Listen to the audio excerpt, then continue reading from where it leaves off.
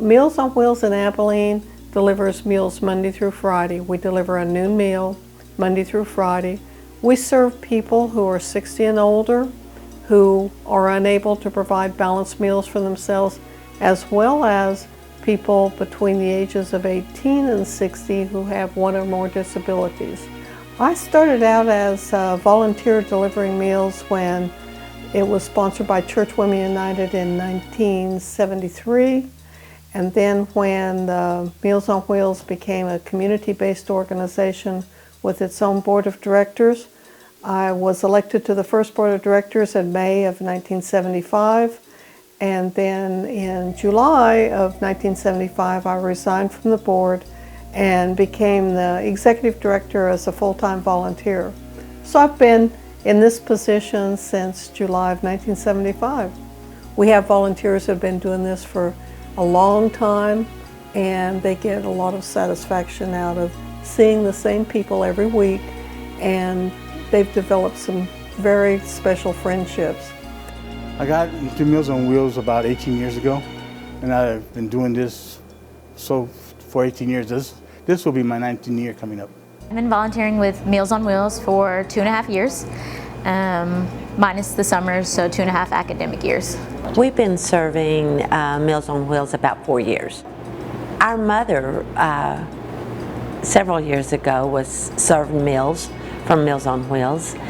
At the time, we were both employed and working, and we had always said that after we retired that we would start serving Meals on Wheels. In undergrad, I was required to do community service, and that's kind of how I found Meals on Wheels, but I loved it so much that I continued to volunteer in my free time. And one of my friends said, hey, this would be like something that you'd really kind of be good at, you know, and I need somebody to go on my route with me because there's a lot of stops, so would you be interested? And I did once or twice, and I was like, oh, I really like it, and I signed up for my own route.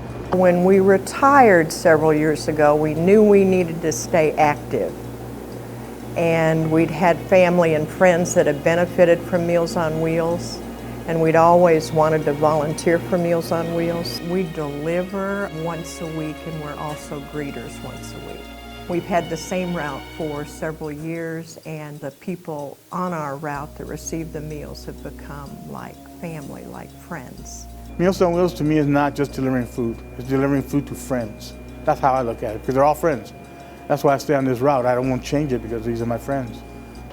It was a pleasure as well as my duty to raise money for the Meals on Wheels in our organization, and not knowing that I would be a recipient later on, but I thoroughly enjoyed the bake sales and the rummage sales that we would have in my organization for them, and we always enjoyed that. One of the things about Meals on Wheels programs is there are programs in many, many communities across the United States. Not all of them use Meals on Wheels in their name. Some of us do, and others don't. Also, the funding is different, who sponsors them is different. Meals on Wheels has changed because of Betty. Betty started in her home. This program has changed so much because we didn't have even an office space, and so the office was in my home, and we were getting meals from 3 different locations. There was a cafeteria in River Oak Shopping Center called Barton's Cafeteria. We got most of our meals there. We had some volunteers going to Rose Park Senior Citizens Center to pick up meals there. And then we had another group of volunteers that went to Hendrick Medical Center to pick up about 12 special diets, and we were serving about 80 people. Our first kitchen was in the basement at University Baptist Church. Our next kitchen, after we outgrew that, was across the alley from our current location. We have 2 buildings. Meals on Wheels has 2 buildings. The old one on the other side, where there used to be the kitchen, it was really small. And then Betty somehow got funding, and we have this new building, which is bigger, and it's easier to get our food. We built our first building there. We outgrew that, and so now we're at 717 North 10th Street, and we're in a big, beautiful building, completely paid for. The program in Abilene has a board of directors. We're a private nonprofit. So we have some government funding. There's some Title 20 money and a couple of other funding sources, and probably about a little less than 50% of our budget is from state or federal funds. The rest comes from the communities that we serve in Abilene, fundraising events, people making donations, church groups, service clubs, businesses, others that see the good work that we do, know what a difference it makes in people's lives. We have several programs we've started. We have a Groceries on Wheels program, a pet food program that also includes visits of the client's pets to a veterinarian for their annual exam, their shots, their heartworm and flea prevention medications. And we have a Books on Wheels program for people that like to read and can't go to the library. So we've expanded far beyond just a home delivered meal. When I first started 18 years ago, we just delivered meals. Now we deliver groceries, personal items, dog food, cat food. Betty has really done a great job making it bigger and better for everybody to enjoy. Some people receive groceries, so we make sure that's stamped on the route sheet and who those groceries are going to. Some people receive pet food, and so, books from the library. So there's a little stamp that goes on the route sheet so the volunteer knows who those books are to be delivered to, who the groceries are delivered to. Our Groceries on Wheels program is a program that is funded by people making donations specifically for Groceries on Wheels, or having a food drive, or dropping by with a donation of shelf-stable food. We don't keep things that need to be refrigerated or frozen, but we have canned goods and boxes of things like macaroni and cheese dinners and things like that. And we keep that pantry for some of our people who are low income, who have real high medical expenses, maybe grandparents raising grandchildren, younger adults with disabilities who still have kids at home, people with situations where they don't have food for their breakfast, evening, and weekend meals. And so they can get a brown paper bag of groceries every 30 days. And we have probably about 230, 240 people signed up on that program out of our 1,300 clients that are enrolled. And we send out a grocery list and they check the things that they would like to have. And then we have volunteers that fill those grocery orders and deliver them to the home.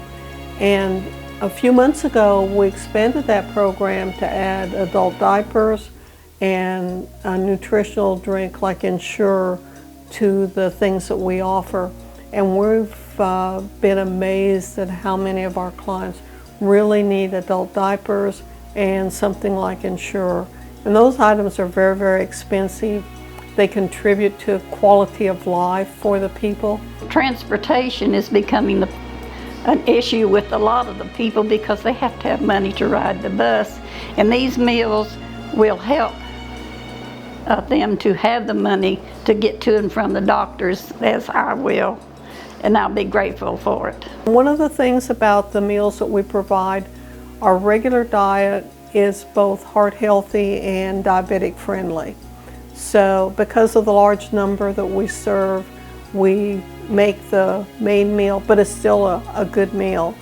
And we make it so that almost anybody can eat it. And then we also provide low potassium diets, dental soft diets, and we have a few people that are on pureed diets because of a difficulty swallowing or other issues that they have. In my particular case, it has to do with menus, special menus that I have to have, like diabetes, and I just recently found the potassium food they will provide and the high phosphorus. We're very fortunate that we've been able to reach out and provide service in some little areas that otherwise would not receive Meals on Wheels. We're delivering meals into Hawley, into Eula, and Potosi.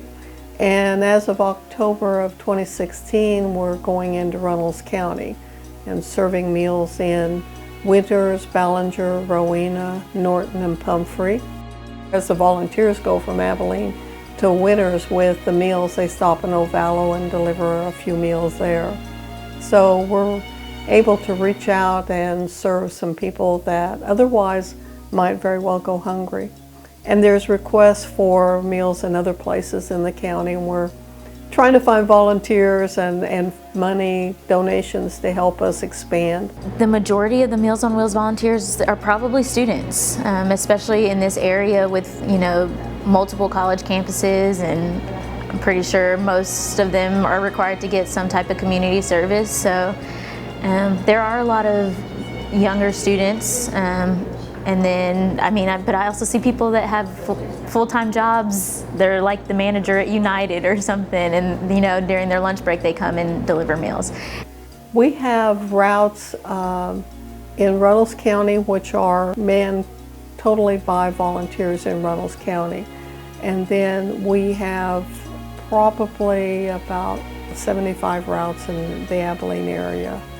And so we need that many volunteers every day, and most volunteers just deliver once a week. And so it takes a lot of volunteers to do this. And we always have open routes and a route that doesn't have a scheduled volunteer for that particular day. We have about 800 volunteers. Some of them are groups. We'll have businesses like United Supermarkets that delivers meals. So it gives us a bigger volunteer base, but we'll only have maybe 1 or 2 people come from that location to deliver meals on a specific day. So we have probably about 800 volunteers and could well use another probably 100. Since I have become incapacitated in some places, in some ways, they have come to me bringing me the opportunity to participate, which I'm very thankful for. This is all helping me, and at the hospital recently it was suggested that I use the Ensure, and they provide that for me, which is a big blessing because it helps a lot there. Since I'm on oxygen, it's not very wise for me to be around a stove, and some of the other things that I have that they suggested that I get Meals on Wheels, and when they brought it to me, I was appreciative that they would. Fixing these meals would just be nearly impossible for me, and the prices usually are more for your diabetics and foods that you're supposed to be on. It will run higher, sugar-free, and if you happen to have a gluten-free or whatever, those items are usually higher than other items in your grocery store. We would just go buy big cans and take it to them, because they can use all of those in large quantities. They are good, wholesome meals and are catered to your needs, and maybe not catered, but fixed for your needs. They play a big part in reaching especially the senior citizens who are unable to get out and go to the store. One of the things about Meals on Wheels, well, we serve people regardless of their financial situation. It's not just for low income, although probably about 90% of the people we serve are low income. But we have another group of people that need us because they're frail. They don't have someone take care of them, help with the shopping, meal preparation, need somebody to check on them. And so those individuals make a donation to help with the cost of their meals. We do provide meals for the Lighthouse Adult Daycare Center at Sales and South First Street, and we provide meals for residents of the Houses of Healing that are set up for people in the surrounding counties that come into Abilene and they need extended medical care and need to be in Abilene daily, and so we'll provide meals for them. Beyond just the nutritious meal, which is a very important thing, having volunteers go to the homes of people to check on them, make sure that they're safe and everything's okay, is very, very important. That's probably one thing that people really aren't aware of, having somebody come in and check on your condition during the day.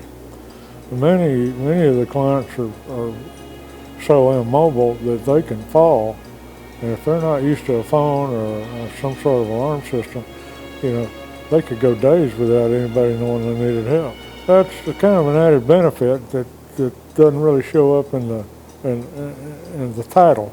Just yesterday in Runnels County, the volunteers went to the home of an 86-year-old lady who doesn't have any family living close and no one checking on her on a regular basis, and found her on the floor with a broken hip.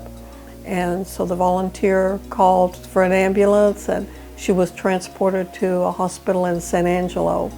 And if it hadn't been for a Meals on Wheels volunteer going there, I'm not sure how long it might have been before somebody found that lady. There's a friend that had a house. He lived in the house, no electricity, no water, no nothing. But I still deliver food on him every Wednesday. And now would deliver the food to him on the side of the house because he had a table and a chair. So that's why I met him.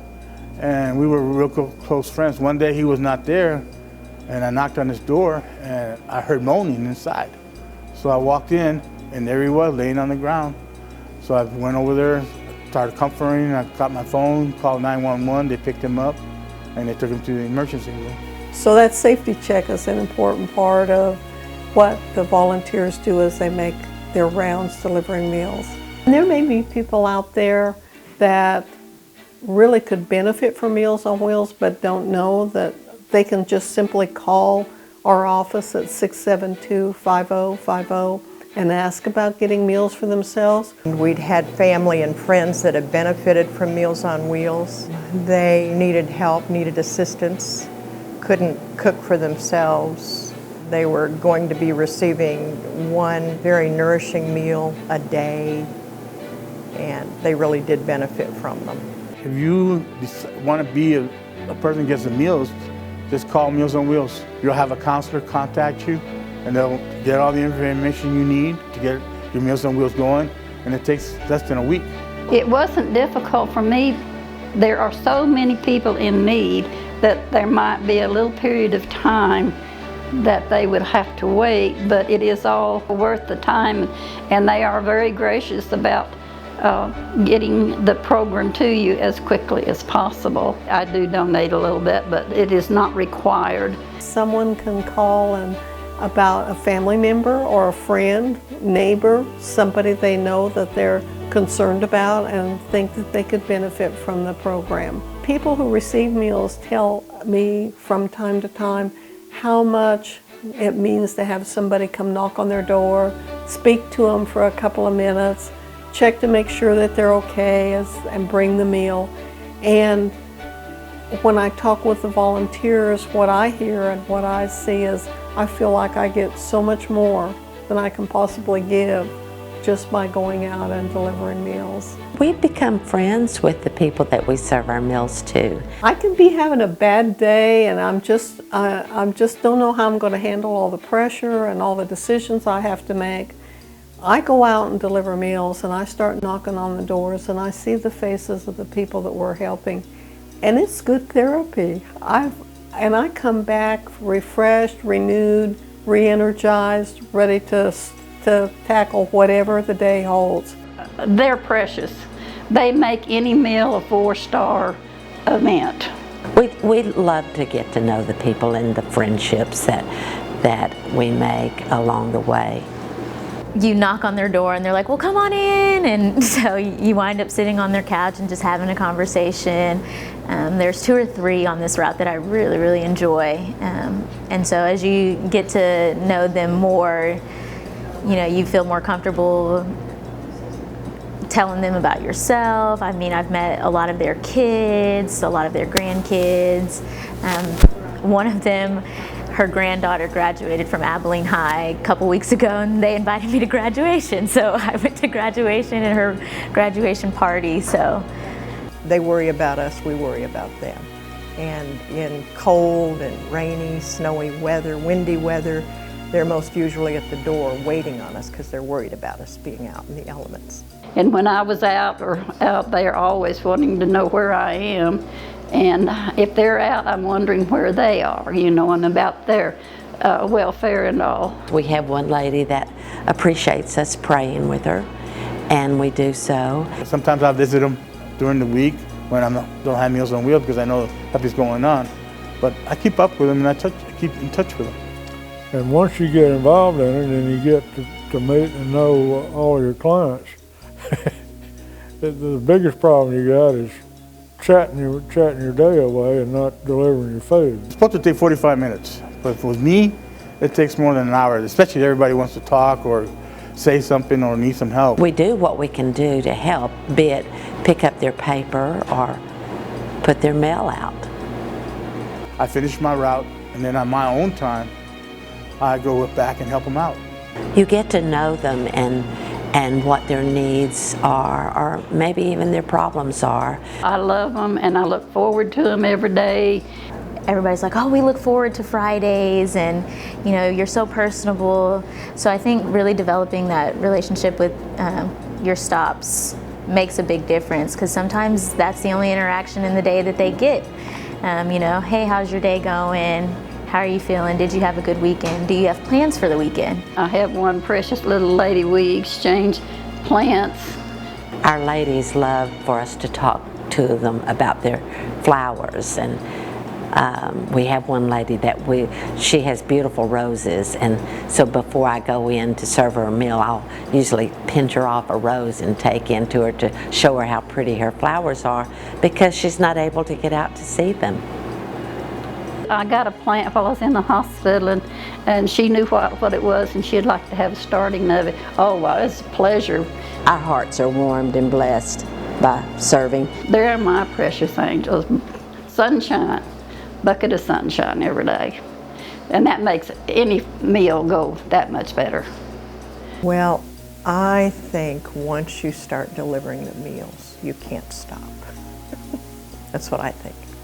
And part of that just starts right here at Meals on Wheels, because you can tell everyone here loves what they're doing, and they're very appreciative of the volunteer. It's a time that's special for us as well as the people that's receiving the meal.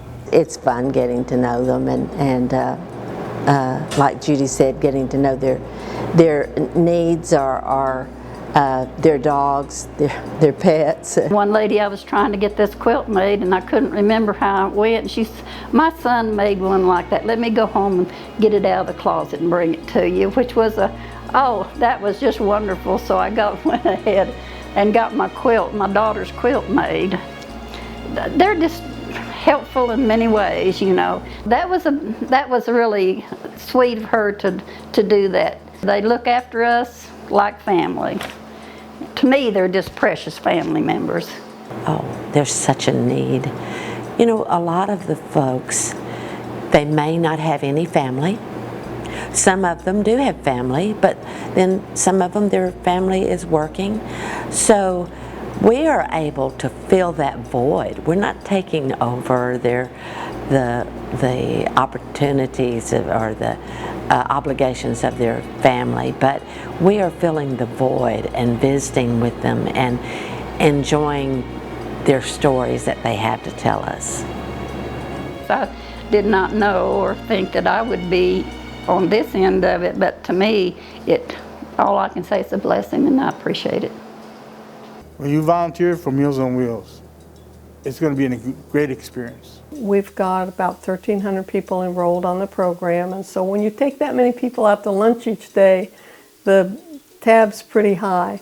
We've got a budget of about $2.2 million that we have to raise every year, and it takes a lot of money to serve 1,300 people.